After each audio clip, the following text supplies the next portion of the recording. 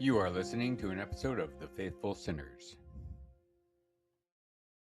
Hello, everyone, and welcome back to The Faithful Sinners, the podcast where we, as faithful sinners, navigate this messy thing called life with a bit of clarity and a whole lot of grace. If you're new here, our mission is simple. We're here to sin. But that's sharing, inspiring, and navigating with one another. We want to spark a light for believers and offer a hand to those still searching, all while keeping it real, grounded, and never overbearing. On this week's Sinspired segment, we're diving into a heavy but transformative truth. You harvest exactly what you settle for. Think about that for a second. Often we feel like life is just happening to us. We're reacting to the chaos, the emails, the stress. However, the truth is, intention creates feeling. And if you go into your day without a desired outcome or a process, you're just drifting. Now, in the Growth Day app put out by Brendan Burchard, he talks about something called the intention ladder. It's about being intentional and present rather than just living in a state of reaction. So, by the way, if you want to level up your mindset, head over to thefaithfulsinners.com and click the link at the bottom to try out Growth Day for free. Now, being intentional means making the hard choices. And let's be honest, those hard choices and decisions, they test us. They cause us doubt. And you might feel like you need to be ready or perfectly prepared before you act, but clarity comes from action, not preparation. And this reminds me of Proverbs 11:17.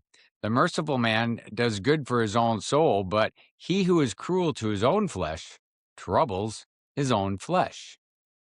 So when we settle for less than God's best for us, when we settle for chaos or bitterness, we are essentially being cruel to our own souls. Now, if we want to change what we're getting, we have to change what we are sowing. It says in Galatians 6:7, and it tells us plainly, do not be deceived. God is not mocked, for whatever a man sows, that he will also reap. So if you settle for inconsistency, you reap instability.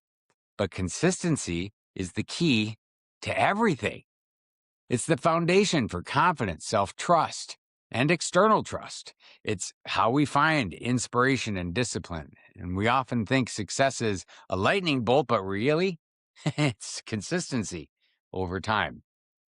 When we are consistent in our walk, we find peace. As it says in James 3:18, now the fruit of righteousness is sown in peace by those who make peace. So you may be thinking, that sounds like a lot of work. I don't have enough in me to be that perfect. And guess what? You're right. You don't. That's where grace comes in. There's a beautiful old hymn by Augustus Toplady that puts our hearts in the right posture. And the chorus is, nothing in my hands do I bring, simply to the cross do I cling.